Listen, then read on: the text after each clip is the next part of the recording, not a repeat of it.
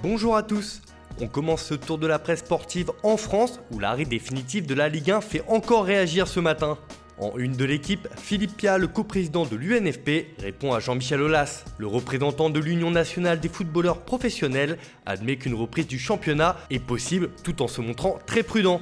Alors que la Bundesliga a repris depuis 10 jours déjà et que la Liga a annoncé son retour pour le 11 juin prochain, la France a peur d'être le dindon de la farce si tous ses voisins européens reprennent. C'est sûr que si tout le monde reprend sauf nous, la question peut se poser. Pourquoi les autres et pas nous ? Après, je ne sais pas dans quelles conditions cela va reprendre en Espagne. Si les autres pays ont été aussi attentifs que nous aux problèmes sanitaires, il n'y a pas eu non plus les mêmes prises de position du gouvernement à l'étranger. C'est l'avenir qui dira qui a eu raison, qui a eu tort. Pour moi, il y a toujours un danger et il faut qu'il soit sous-pesé, a déclaré Philippe Pia au quotidien français. On file en Angleterre où le Restart Project avance. En effet, comme l'annonce le Daily Mail, tous les systèmes fonctionnent et la reprise de la Bundesliga, tout d'abord, puis de la Liga en sont des exemples probants. Alors que les clubs anglais ont repris le chemin de l'entraînement il y a quelques jours, la reprise de la Premier League est bien dans les tuyaux. Tout cela sera soumis à l'aval du gouvernement britannique qui est désormais d'accord pour que les entraînements collectifs soient avec des contacts. Il reste désormais à connaître les lieux où les rencontres se dérouleront pour respecter au mieux les protocoles sanitaires. D'ailleurs, le Times indique que la Ligue abandonne le plan de quarantaine dans des hôtels. La Premier League n'exigera pas que les joueurs soient mis en quarantaine dans un hôtel pendant une semaine ou deux avant la reprise des matchs. Les clubs de Premier League vont se réunir 2 fois cette semaine pour faire avancer les plans de reprise de la compétition qui a été suspendu le 13 mars dernier. S'il reste des choses à affiner, un retour du championnat anglais se précise pour les prochaines semaines. Direction l'Allemagne où là le football est roi depuis 2 semaines déjà. Et les 2 journées jouées depuis la reprise donnent envie. Pour kicker, il faut jouer sans limite. Et quoi de mieux que le classiqueur allemand entre le Borussia Dortmund et le Bayern Munich, qui se déroulera mardi soir, pour mettre en lumière la réussite de cette reprise. Ce choc entre 2 mastodontes de la Bundesliga doit être vu comme un modèle par les autres championnats, comme l'explique le journal. Et c'est le monde du football qui va être suspendu à cette rencontre. L'Allemagne a donné l'exemple et sera bientôt suivie par d'autres pays en Europe. On part en Espagne où c'est le mercato d'un Français qui fait la une du Mundo Deportivo. Le journal catalan nous apprend que la Juventus s'intéresse à Ousmane Dembélé.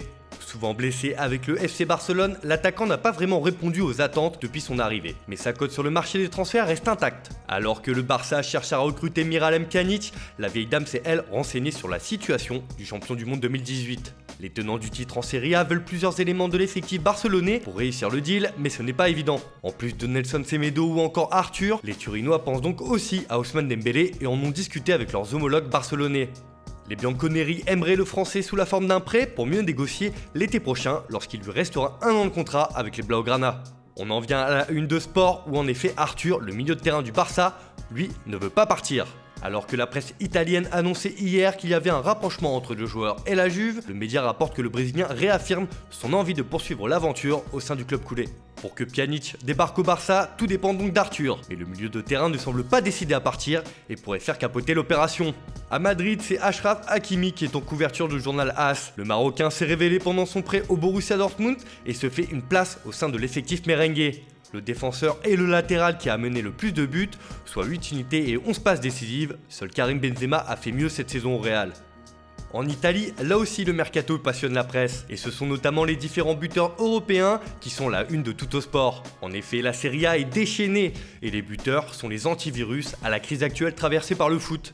En attendant la reprise du championnat qui devrait être confirmée dans les prochains jours, car le ministre des Sports italien Vincenzo Spadafora a évoqué 2 dates de reprise possibles, le 13 et le 20 juin. Tuttosport revient donc sur l'intérêt de la Juventus pour Arkadiusz Milik, celui de l'Inter pour Edinson Cavani, mais aussi le duel entre la Juve et les Nerazzurri pour Timo Werner, auteur d'un triplé ce week-end avec Leipzig.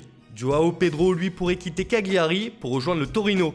Le grand bouleversement des buteurs en Serie A a commencé. On reste en Italie pour terminer ce tour de la presse avec la une de la Gazzetta dello Sport. Pour le journal au papier rose, Maurizio Sarri est un sorcier qui veut tout remporter cette saison avec la vieille dame. D'ailleurs, c'est le Sarri Potter. Le technicien italien a plus d'un tour dans son sac pour permettre au tenant du titre de remporter le championnat encore cette année et surtout de jouer les premiers rôles en Europe. Rien ne sera laissé au hasard par l'ancien coach du Napoli. Mais l'information qui nous intéresse particulièrement sur cette une, c'est l'avenir de Massimiliano Allegri, l'ancien entraîneur de la Juve, justement. L'Italien est prêt à revenir sur le devant de la scène. Fin de l'année sabbatique forcée, il ne veut plus continuer à regarder, annonce la Gazzetta. Et forcément, Allegri ne manque pas de courtisans pour reprendre du service. Encore faudra-t-il qu'un club soit disposé à s'aligner sur son salaire. Si la priorité pour Allegri est de rester en Italie, des clubs anglais comme Manchester United ou Newcastle sont capables de lui offrir des émoluments importants. Sauf que l'entraîneur italien, lui, se voit bien à Paris pour entraîner le PSG. Le club parisien serait en pôle pour accueillir Allegri. D'ailleurs, l'ancien coach de la Juve n'exclut pas de prendre un club en cours de saison l'année prochaine, alors si Thomas Tuchel venait à ne pas terminer le prochain exercice, Leonardo a déjà son remplaçant sous la main. Voilà, c'est tout pour aujourd'hui, merci de votre fidélité, on se retrouve dès demain pour une nouvelle revue de presse sur Foot Mercato.